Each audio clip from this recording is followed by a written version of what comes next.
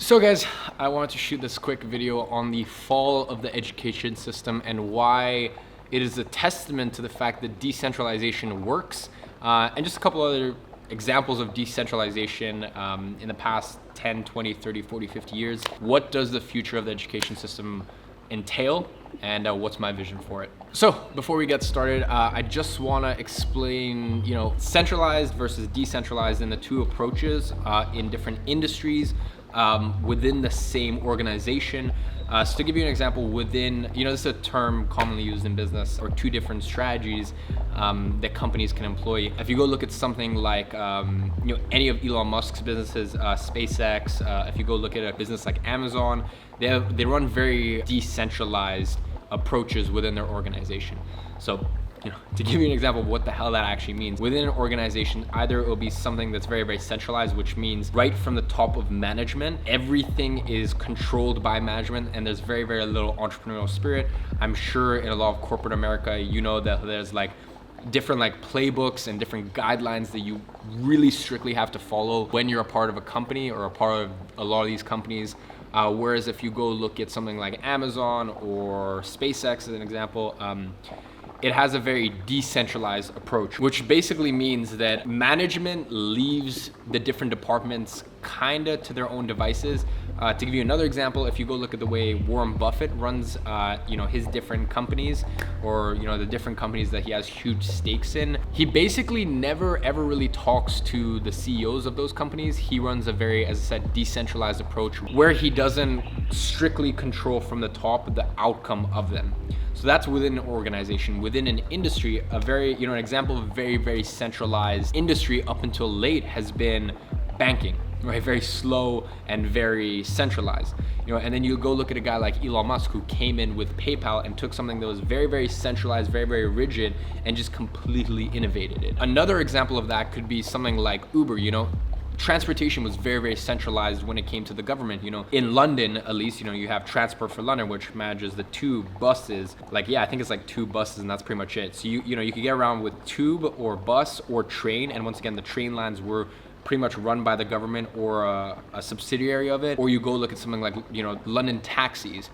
That was enforced by the government. So this is very, very centralized, and that's why something like Uber really fucking pissed off most of the government and most of the transportation industry, because it is decentralized. By that, we look at the main organization, it has branched off of it and it's doing its own thing, and it can inject its own entrepreneurial spirit into that industry. And me personally, I am a huge fan of, obviously, entrepreneurial spirit. So if this is sounding very, very wishy-washy at the moment, you're like, Iman, what the fuck are you actually talking about? Decentralized, centralized, different organization structures, different industries, how this all fits in together. Let me basically tell you what I mean. To give you one final example, if we go look at, for example, something like communist, very, very centralized, whereas something like capitalism, most of the Western world, it's decentralized, which means there's not control in one single little bubble. It's definitely a lot of arguments against this, but it's spread out and it's load balanced over a larger sort of sphere compared to something like a dictatorship. So as I said, the same thing occurs within industries, and the industry that I want to talk about today is the one that I'm so passionate about, and the one that I see is one of the industries that's probably the most centralized and just the most slow and just fucked up, and that is the education industry. So the thing is, when you have a centralized approach, it completely breeds complacency. If we go take a look at, once again, as I said, just transport in general in London, when it's centralized to the government, usually that doesn't spawn this entrepreneurial fire that something like Uber has. So that's why for the longest time, transport was just so stagnant. It was complacent, it was slow, it was ineffective, it was inefficient, and it had none of this innovation that, say, something like Uber has brought to the table. And that's really, really what I'm trying to do. So many people ask me hey, Iman, what the fuck do you actually mean? You want to reform the education system? Tangibly, what does that actually mean? And this is it. If you go look at the education industry, it is very centralized and very closely held to the government, which makes entire sense. There's a lot of regulation, a lot of diplomacy, a lot of back scratching that goes on, especially with some of these larger institutions, educational institutions, namely colleges, universities, etc., etc. And the thing that really excites me is in the same way that Elon Musk took a look at banking and he looked at banking and he's like, banking is fucking slow, it's inefficient. The fact that you have to go to your bank to like back in like 2000 or whatever, like you have to go to your bank to withdraw money or see how much you had in your account, you know, like he was like, okay, this is stupid, you know, and that's how he basically spawned PayPal. Was he took that frustration and that entrepreneurial drive and spirit and put that into a very lagging industry, i.e. banking. And I'm looking to do that exact same thing in the education industry. In a curriculum that is so like tight and rigid, I'm looking to take my entrepreneurial drive and spirit and I'm looking to help be a part of the fall of our education system as we know it. Because I don't think you can't go out and you can't blame teachers because they're doing their job. And I think if you speak to most teachers agree that, you know, our modern education system really isn't robust and it's not where it needs to be in order to keep up with our changing environment. And like, once again, I don't want this to sound like too esoteric to you guys. You know, I really just want to clarify what I mean when I say I want to reform the education system. So I want to reform the education system by injecting entrepreneurial drive, spirit, and taking something that is so centralized, so close to the government, and just giving, like taking that in the same way that Uber took something that was so close to the government and going, you know what, like fuck that, fuck you guys.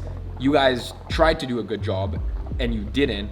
So fuck you, I'm taking things into my own hands. And that's what I'm trying to do with the education system. I'm going, you know what, if the education system is not gonna change, and you know what, like at the end of the day, we can all sit here and judge and be like, oh, it's not where it needs to be. It is such a huge task. So, you know, that's not what I'm trying to do. What I'm trying to do, if all these smart people combined can't come in and build an actual robust curriculum that teaches things like meditation, mental health, tax, like all this just like very basic stuff that should be focused on, but instead it's like stupid shit like calculus and all this other stuff that only applies to a minority but is being applied to the masses in terms of like the curriculum's emphasis on it. So I'm looking at that and I'm going, okay, awesome. So let's take things into my own hands. And what I mean by that is, as our education system has gone more decentralized over the last years, over the last like honestly like 10, 20, 30 years, because you know what's happened over the last 10, 20, 30 years is now people can self-publish their own books. People can self-publish their own books. With the dawn of the internet, people just can put up blog posts or they can make YouTube videos like this. You know, this right here is like, this is a part of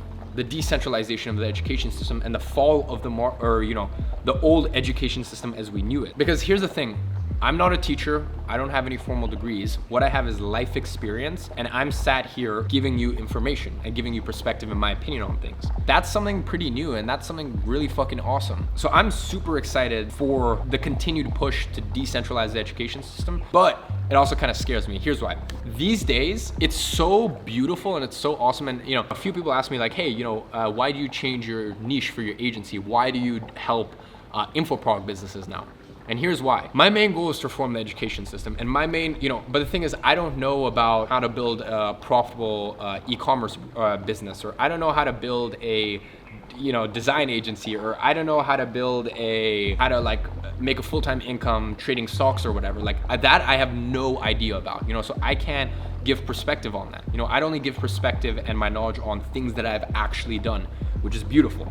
The reason my agency represents other coaching and training businesses is because I find it so beautiful that in this like day and age, someone who has actually done it can educate people. You know, someone who's actually been there, done that, built the business, built a successful e-commerce brand, built a successful agency, made a full-time income from trading stocks, made a full-time income from like publishing Amazon books or Kindle books or e-publishing. Like, I find it awesome that someone who's actually done it can then go out and teach and educate other people.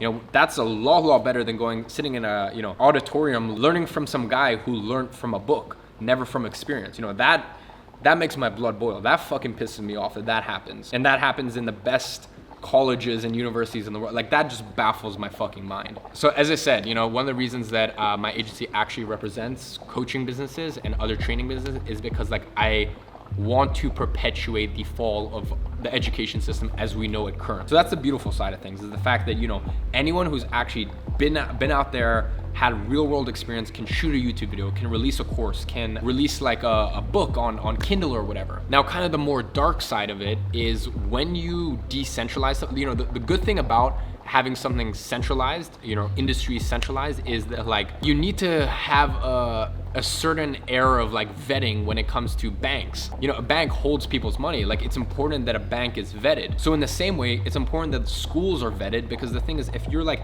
educating people, you need to make sure that information is correct. So one of the issues with YouTube and how easy it is to create like informational products these days, or how easy it is to release like a book on Kindle, is that like pretty much any fucking dumbass can release a program, release a course, release a book, and there's no vetting involved. You know, there's no one from a high level looking at it and being like, oh no, this is misinformation, this just actually isn't true at all.